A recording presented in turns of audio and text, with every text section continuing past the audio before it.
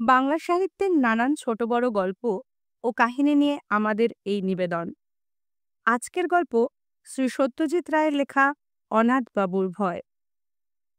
গল্পের কথক সীতেশ ও অনাথবাবুর ভূমিকায় সুজয়, ভরদ্বাজ ও ভবতোষবাবুর ভূমিকায় অনিরুদ্র। গল্পের শব্দগ্রহণ, সাউন্ড এফেক্টস ও পরিচালনায় সুজয়। ভৌতিক আবহ সঙ্গীতে বিশেষ অবদান ভিহান। গল্পের সূত্রধার মোনালিনা। শুরু করছি আজকের গল্প অনাথবাবুর ভয়।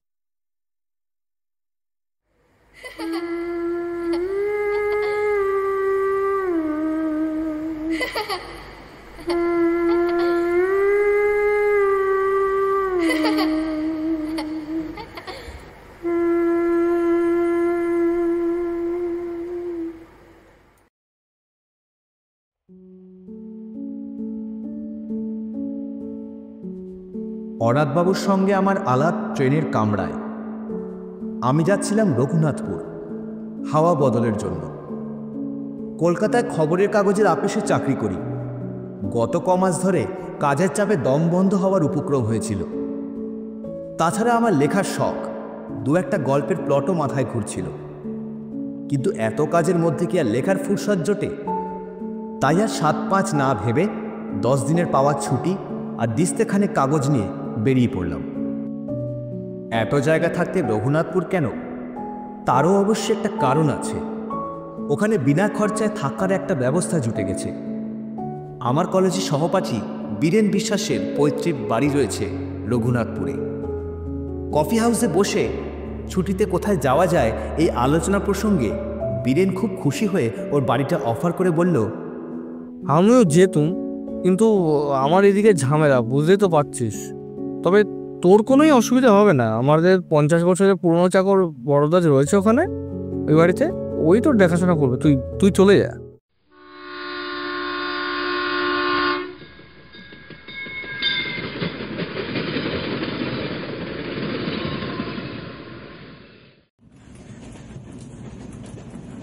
গাড়িতে যাত্রী ছিল অনেক। আমার বেঞ্চিতে আমারই পাশে বসেছিলেন অনাথ বন্ধু মিত্র।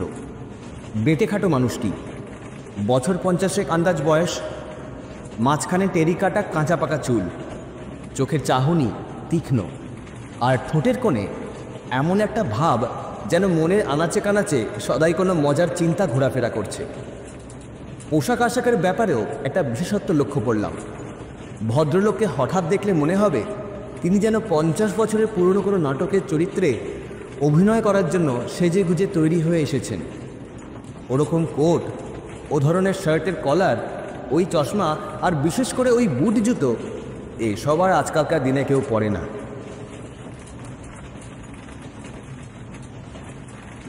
অনাথবাবুর সঙ্গে আলাপ করে জানলাম তিনিও রঘুনাথপুর যাচ্ছেন।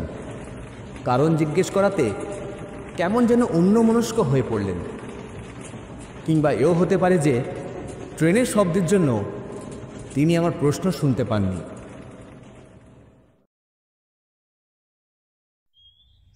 বীরেনের পৈতৃক ভিটেটি দেখে মনটা খুশি হয়ে উঠল। বেশ বাড়ি, সামনে এক ফালি জমি, তাতে সবজি ও ফুল গাছ দুই হয়েছে। কাছাকাছির মধ্যে অন্য কোনো বাড়িও নেই, কাজেই পড়শির উৎপাত থেকেও রক্ষা। আমি আমার থাকার জন্য ভরদ্বাজের আপত্তি সত্ত্বেও ছাতের চিলেকোঠাটি বেছে নিলাম। আলো, বাতাস এবং নির্জনতা তিনটেই অপর্যাপ্ত পাওয়া যাবে ওখানে। ঘর দখল করে জিনিসপত্র গোছাবার সময় দেখি আমার দাড়ি কামানোর খুর আনতে ভুলে গিয়েছি। ভরদ্বাজ শুনে বলল, তাতে আর কি হয়েছে খোকাবাবু? এই তো কুণ্ডুবাবুর দোকান, 5 মিনিটের পথ।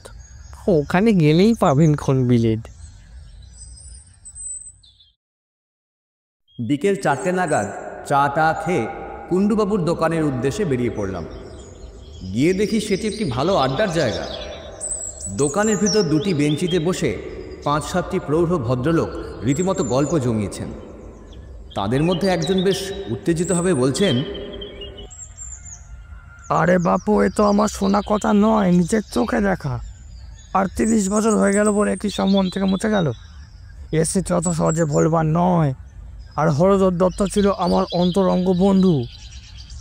তার মৃত্যুর জন্য যে আমি কোনো অংশে দায়ী সে বিশ্বাস আমার আজও যায়নি। আমি এক প্যাকেট 7 o'clock কিনে আরও দু একটা অবান্তর জিনিসের খোঁজ করতে লাগলাম। ভদ্রলোক বলে চললেন, ভেবে দেখুন, আমারই বন্ধু আমারই সঙ্গে মাত্র 10 টাকা বাজি ধরে রাত কাটাতে গেল ওই উত্তর পশ্চিমের ঘরটাতে। পরদিন ফেরে না ফেরে না ফেরে না, শেষে আমি, জিতেন বক্সি, হরিচরণ শাহ আরও 3-4 জন কে ছিল মনে নেই, গেলুম হালদার বাড়িতে হলদারে খোঁজ করতে। গিয়ে দেখি বাবু ওই ঘরের মেঝেতে হাত পা ছড়িয়ে মরে কাঠ হয়ে পড়ে আছে, দৃষ্টি তার কড়িকাঠের দিকে। আর সেই দৃষ্টিতে ভয়ের যে নমুনা দেখলুম তাতে ভূত ছাড়া আর কি ভাববো বলুন। গায়ে কোনো ক্ষতচিহ্ন নেই, বাঘের আঁচড় নেই, সাপের ছবল নেই, কিচ্ছু নেই। আপনারাই বলুন এখন কি বলবেন। আরও মিনিট 5 দোকানে থেকে আলোচনার বিষয়টি সম্পর্কে মোটামুটি একটা ধারণা হলো। ব্যাপারটা এই, রঘুনাথপুরের দক্ষিণ প্রান্তে হালদার বাড়ি বলে একটি 200 বছরের পুরনো ভগ্নপ্রায় জমিদারি প্রাসাদ আছে। সেই প্রাসাদে, বিশেষ করে তার দোতলার উত্তর পশ্চিম কোণের একটি ঘরে নাকি অনেক কালের পুরনো একটি ভূতের আনাগোনা আছে। অবশ্য সেই 30 বছর আগে ভবতোষ মজুমদারের বন্ধু হলধর দত্তের মৃত্যুর পর আজ অবধি নাকি কেউ সেই বাড়িতে রাত কাটায়নি। কিন্তু তাও রঘুনাথপুরের বাসিন্দারা ভূতের অস্তিত্ব মনে প্রাণে বিশ্বাস করে বেশ একটা রোমাঞ্চ অনুভব করে। আর বিশ্বাস করার কারণও আছে যথেষ্ট। একে তো হলধর দত্তের রহস্যজনক মৃত্যু, তার উপর এমনিতেই হালদার বংশের ইতিহাসে নাকি খুন খারাপি, আত্মহত্যা ইত্যাদির অনেক নজির পাওয়া যায়।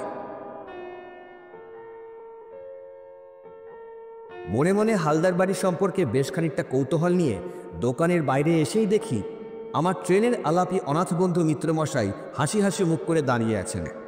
আমায় দেখে বললেন, শুনছিলেন ওদের কথাবার্তা? বললাম, তা কিছুটা শুনেছি। বিশ্বাস হয়? কি ভূত? হ্যাঁ। ব্যাপার কি জানেন, ভূতের বাড়ি কথা তো অনেকই শুনলাম, কিন্তু সেসব বাড়িতে থেকে নিজের চোখে ভূত দেখেছে এমন লোক তো কই আজ অবধি একটিও মিট করলাম না। তাই ঠিক। অনাথবাবু একটু হেসে বললেন, একবার দেখে আসবেন নাকি? কি? বাড়িটা দেখে আসবো মানে? বাইরে থেকে আর কি, বেশি দূর তো নয়, 12 মাইল খানেক। এই রাস্তা দিয়ে সোজা গিয়ে জোড়াশিবের মন্দির ছাড়িয়ে ডান হাতি রাস্তায় ঘুরে পোয়াটার পথ। ভদ্রলোককে বেশ ইন্টারেস্টিং লাগছিল। আর তাছাড়া এত তাড়াতাড়ি বাড়ি ফিরে গিয়ে কি করব, তাই চললাম তার সঙ্গে।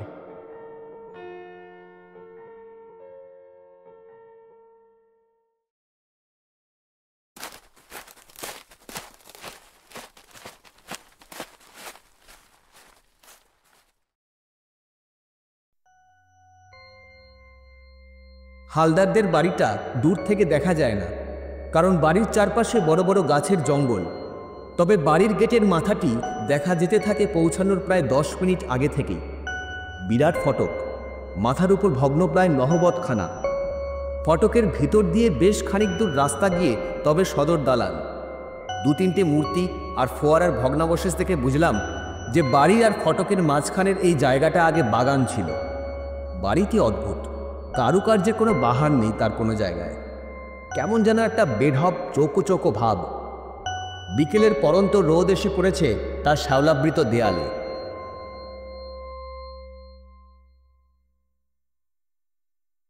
মিনিটখানেক চেয়ে থাকার পর অনাথবাবু বললেন, আমি যতদূর জানি রোদ থাকতে ভূত বেরোয় না। তারপর আমার দিকে চেয়ে চোখ টিপে বললেন, একবার চট করে সেই ঘরটা দেখে এলে হতো না? সেই উত্তর পশ্চিমের ঘর, যে ঘরে? হ্যাঁ, যে ঘরে হলধর দত্তের মৃত্যু হয়েছিল। ভদ্রলোকের তো এসব ব্যাপারে দেখছি একটু বাড়াবাড়ি রকমের আগ্রহ। অনাথবাবু বোধহয় আমার মনের ভাবটা আঁচ করতে পেরেই বললেন, খুব আশ্চর্য লাগছে না? আসলে কি জানেন, আপনাকে বলতে দ্বিধা নেই, আমার রঘুনাথপুর আসার একমাত্র কারণই হলো ওই বাড়িটা। বটে? আগে হ্যাঁ, ওটা যে ভূতের বাড়ি, আমি কলকাতায় থাকতে সে খবরটা পেয়ে ওই ভূতটিকে দেখব বলে এখানে এসেছি। আপনি সেদিন ট্রেনে আমার আসার কারণটা জানতে চাইলেন। আমি উত্তর না দিয়ে অভদ্রতা করলাম বটে, কিন্তু মনে মনে স্থির করেছিলাম যে উপযুক্ত সময় এলে, অর্থাৎ আপনি কিরকম লোক সেটা আর একটু জেনে নিয়ে আসল কারণটা নিজে থেকেই বলবো। কিন্তু তাই বলে ভূতের পেছনে ধাওয়া করে একেবারে কলকাতা ছেড়ে। বলছি ব্যস্ত হবেন না। আমার কাজটা সম্বন্ধে তো বলা হয়নি এখনো আপনাকে। আসলে আমি ভূত সম্পর্কে একজন বিশেষজ্ঞ। আজ 25 বছর ধরে এই ব্যাপার নিয়ে বিস্তর রিসার্চ করেছি। শুধু ভূত কেন, ভূত, প্রেত, পিশাচ, ডাকিনী, যোগিনী, ভ্যাম্পায়ার, ওয়ারউলফ, বুডুইজম ইত্যাদি যা কিছু আছে তার সম্বন্ধে বইয়ে যা লেখে তার প্রায় সবই পড়ে ফেলেছি। 7টা ভাষা শিখতে হয়েছে এইসব বই পড়ার জন্য। পরলোক তত্ত্ব নিয়ে লন্ডনের প্রফেসর নর্টনের সঙ্গে আজ 3 বছর ধরে চিঠি লেখালেখি করছি। আমার লেখা প্রবন্ধ বিলেতে সব নামকরা কাগজে বেরিয়েছে। আপনার কাছে বড়াই করে কি লাভ?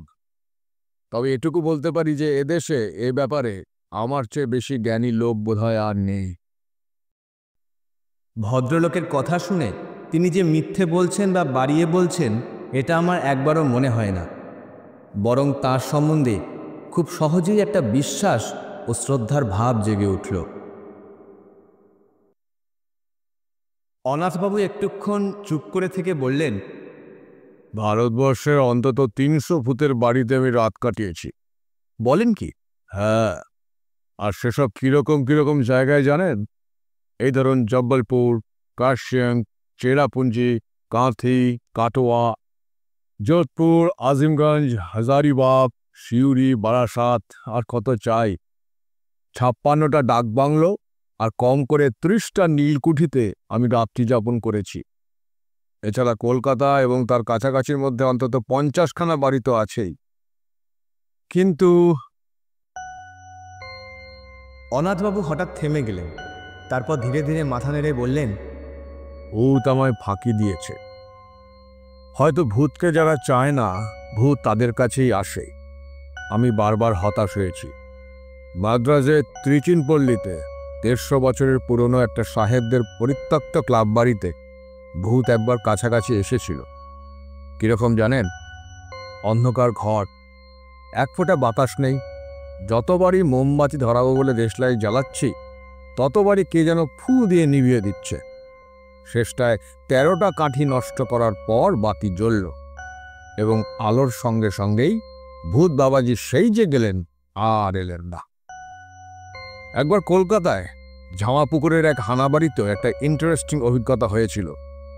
আমার মাথায় তো এত চুল দেখছেন, অথচ ওই বাড়ির একটা অন্ধকার ঘরে ভূতের অপেক্ষায় বসে থাকতে থাকতে মাঝরাত্রির নাগাদ হঠাৎ ব্রহ্মতালুর কাছটায় একটা মশার কামড় খেলাম।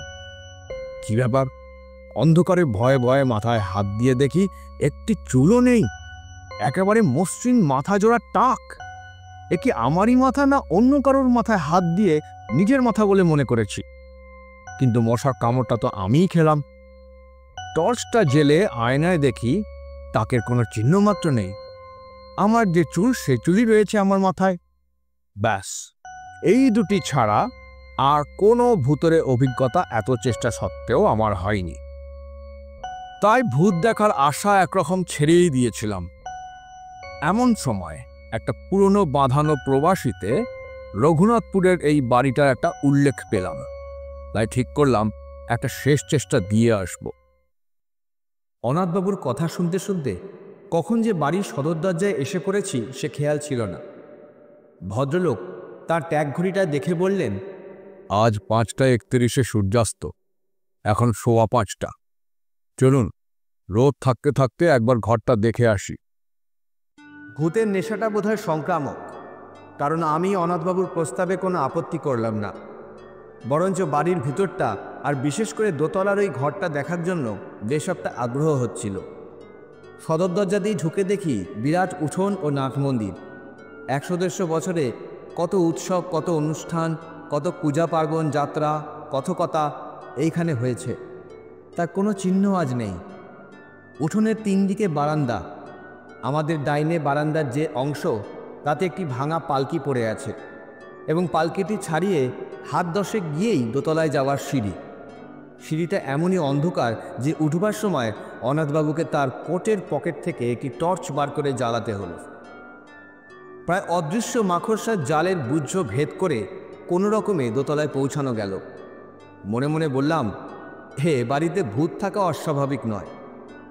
দোতলার বারান্দায় দাঁড়িয়ে হিসাব করে দেখলাম, বাঁ দিক দিয়ে সোজা চলে গেলে ওই যে ঘর, ওটাই হলো উত্তর পশ্চিমের ঘর। অনাথবাবু বললেন, সময় নষ্ট করে লাভ নেই, চলুন এগোই।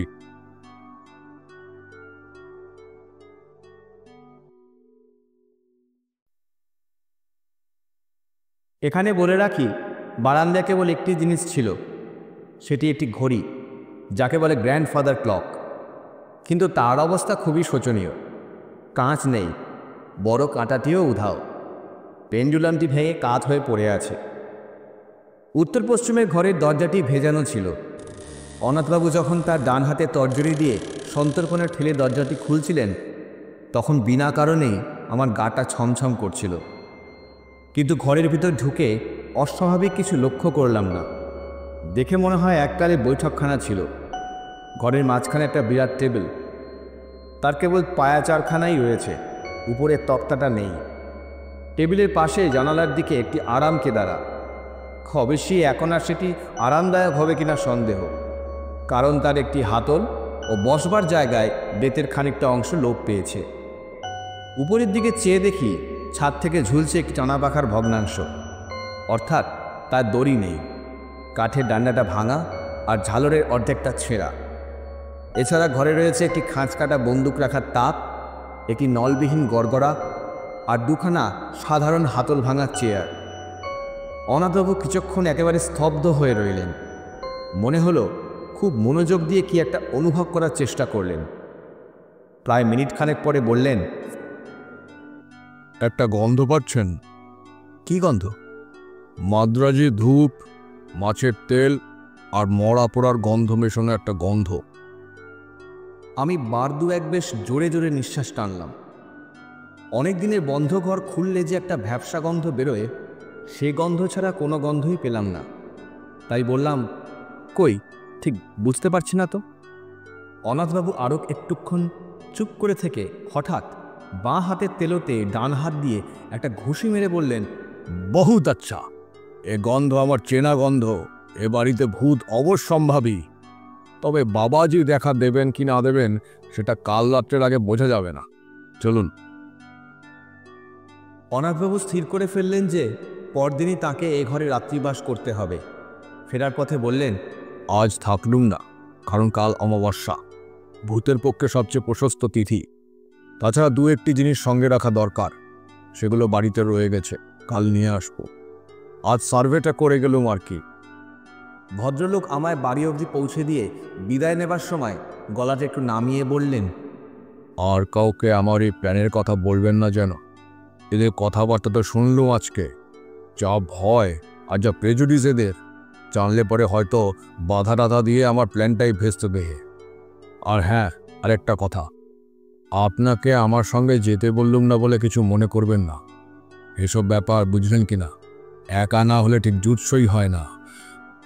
পরদিন দুপুরে কাগজ কলম নিয়ে বসলেও লেখা খুব বেশি দূর এগোলো না। মন পড়ে রয়েছে হালদার বাড়ির ওই উত্তর পশ্চিমের ঘরটায়। আর রাত্রে অনাথবাবুর কী অভিজ্ঞতা হবে সেই নিয়ে একটা অশান্তি আর উদ্বেগ রয়েছে মনের মধ্যে। বিকেলে অনাথবাবুকে হালদার বাড়ির ফটক অবধি পৌঁছে দিলাম। ভদ্রলোকের গায়ে আজ একটা কালো গলাবন্ধ কোট, কাঁধে জলের ফ্লাস্ক আর হাতে সেই কালকে 3 সেলের টর্চ। ফটক দিয়ে ঢুকবার আগে কোটের দু পকেটে দুহাত ঢুকিয়ে দুটো বোতল বার করে আমায় দেখিয়ে বললেন, এই দেখুন, এটিতে রয়েছে আমার নিজের ফর্মুলায় তৈরি তেল। শরীরে অনাবৃত অংশে মেখে নিলে আর মশা কামড়াবে না। আর এই দ্বিতীয়টিতে হলো কার্বলিক অ্যাসিড, ঘরের আশেপাশে ছড়িয়ে দিলে সাপের উৎপাত থেকে নিশ্চিন্ত। এই বলে বোতল দুটো পকেটে পুরে টর্চটা মাথায় ঠেকিয়ে হামায় একটা সেলাম ঠুকে ভদ্রলোক বুট জুতো খটখটিয়ে হালদার বাড়ির দিকে চলে গেলেন।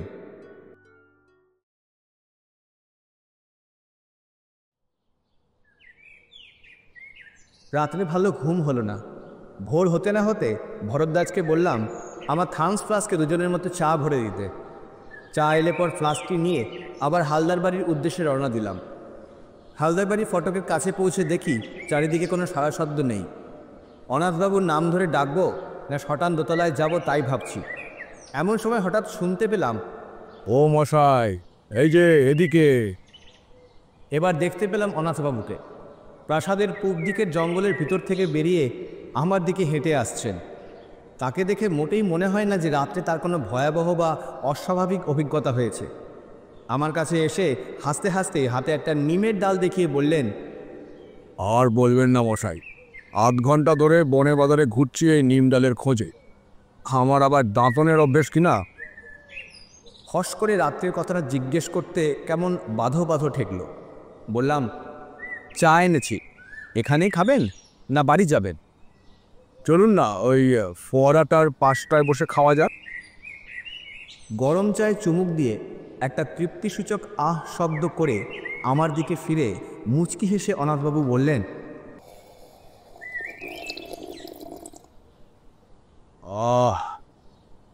খুব কৌতূহল হচ্ছে না?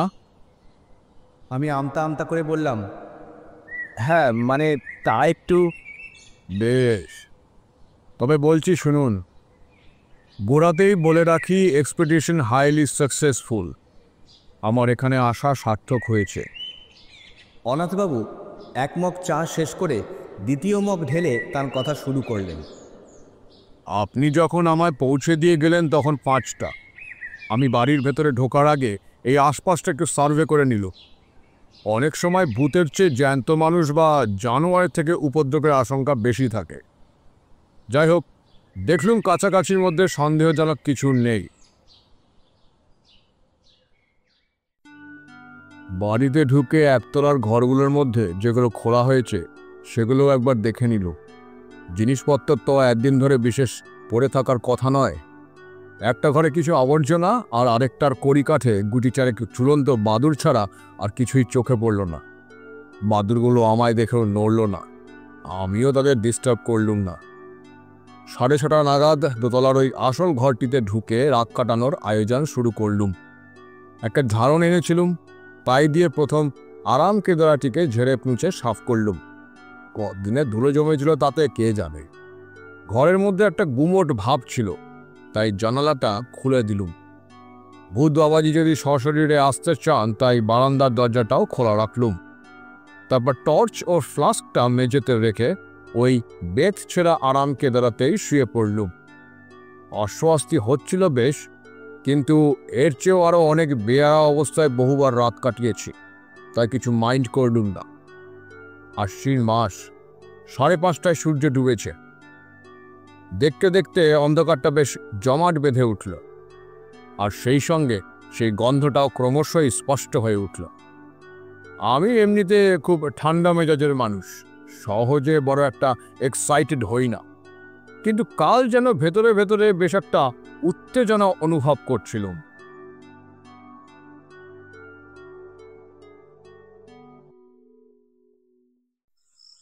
সময়টা ঠিক বলতে পারি না, তবে আন্দাজে মনে হয় 9টা কি 9:30 নাগাদ জানালা দিয়ে একটা জোনাকি ঘরে ঢুকেছিল। সেটা মিনিট খানেক ঘোরাঘুরি করে আবার জানালা দিয়েই বেরিয়ে গেল। তারপর কখন যে শেয়াল ঝিঝির ডাক থেমে গেছে আর কখন যে আমি ঘুমিয়ে পড়েছি সে খেয়াল নেই। ঘুমটা ভাঙল একটা শব্দে, ঘড়ির শব্দ। ঢং ঢং ঢং করে 12টা বাজল। মিঠে অথচ বেশ জোরে আওয়াজ, জাত ঘড়ির আওয়াজ, আর সেটা আসছে বাইরের বারান্দা থেকে। কয়েক মুহূর্তের মধ্যেই ঘুমটা ছুটে গিয়ে সম্পূর্ণ সজাগ হয়ে আরও দুটো জিনিস লক্ষ্য করলেন। এক, আমি আরাম কেদারায় সত্যি খুব আরামে শুয়ে আছি। ছেঁড়াটা তো নেই, বরং উল্টে আমার পিঠের তলায় কে যেন একটা বালিশ গুঁজে দিয়ে গেছে। আর 2, আমার মাথার উপর একটি চমৎকার ঝালর সমেত আস্ত নতুন টানা পাখা, তা থেকে এক নতুন দড়ি দেয়ালের ফুটো দিয়ে বারান্দায় চলে গেছে, এবং কে জানি সে দড়িতে টান দিয়ে পাখাটি দুলিয়ে আমায় চমৎকার বাতাস করছে। আমি অবাক হয়ে এইসব দেখছি আর উপভোগ করছি। এমন সময় খেয়াল হলো, অমাবস্যার রাত্রিরে কি করে জানি ঘরটা চাঁদের আলোয় উদ্ভাসিত হয়ে উঠল। তারপর নাকে এলো একটা চমৎকার গন্ধ। পাশ ফিরে দেখি কে জানি একটি আলবোলা রেখে গেছে, আর তার থেকে ভুরভুর করে বেরোচ্ছে একেবারে সেরা অম্বুরি তামাকের গন্ধ। অনাথবাবু একটু থামলেন, তারপর আমার দিকে ফিরে হেসে বললেন, বেশ মনোরম পরিবেশ নয় কি? আমি বললাম, শুনে তো ভালোই লাগছে। আপনার রাতটা তাহলে মোটামুটি আরামেই কেটেছে? আমার প্রশ্ন শুনে অনাথবাবু হঠাৎ গম্ভীর হয়ে গেলেন। খানিকক্ষণ অপেক্ষা করে আমি আর ধৈর্য রাখতে না পেরে বললাম, তাহলে কি সত্যি আপনার কোনো ভয়ের কারণ ঘটেনি? ভূত কি আপনি দেখেননি? অনাথবাবু আবার আমার দিকে চাইলেন। এবার কিন্তু আর ঠোঁটের কোণে সেই হাসিটা নেই। ধরা গলায় ভদ্রলোকের প্রশ্ন এলো, পরশু যখন আপনি ঘরটায় গেলেন তখন কড়িকাঠের দিকটা ভালো করে লক্ষ্য করেছিলেন কি? আমি বললাম, তেমন ভালো করে দেখিনি বোধহয়। কেন বলুন তো?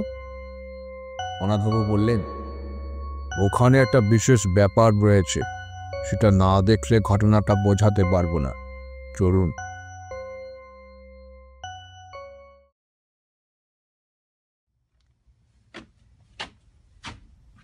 অন্ধকার সিঁড়ি দিয়ে উঠতে উঠতে অনাথবাবু কেবল একটি কথা বললেন, আমার আর ভূতের পেছনে ধাওয়া করতে হবে না সীতেশবাবু, কোনোদিনও না। সে শখ মিটে গেছে।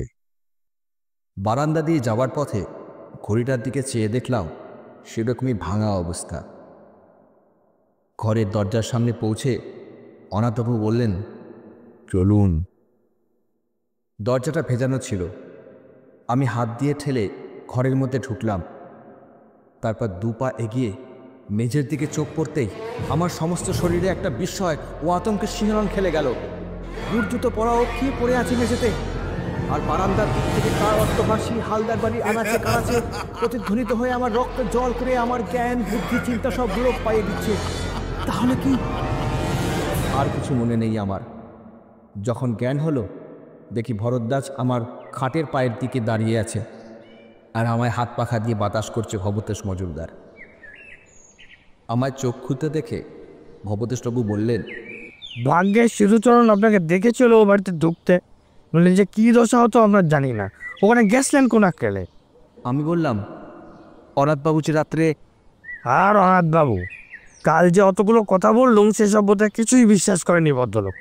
ভাগে আপনিও তার সঙ্গে সঙ্গে রাত্রেবেলা যাননি ওই বাড়িতে, দেখলেন তো ওর অবস্থা। হলদরের যা হয়েছিল এরও ঠিক তাই, মনে একেবারে কাঠ, আর চোখ ঠিক সেইভাবে চাওয়া, সেই দৃষ্টি সেই কড়িকাঠের দিকে। আমি মনে মনে বললাম, না, মোড়ে কাঠ নয়। মোড়ে কি হয়েছেন অনাথবাবু তা আমি জানি। কালো সকালে গেলে দেখতে পাবো তাকে। গায়ে কালো কোট, পায়ে পুঁট জুতো, হালদার বাড়ির পূর্ব দিকে জঙ্গল থেকে নিমের তাতন হাতে হাসতে হাসতে বেরিয়ে আসছেন।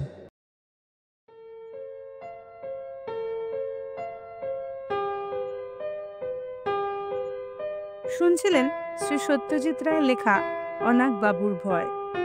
আমাদের এই প্রয়াস আপনাদের কেমন লাগলো কমেন্টের মাধ্যমে জানাবেন। ভালো লেগে থাকলে অবশ্যই লাইক, শেয়ার ও সাবস্ক্রাইব করুন টু গল্পতরী।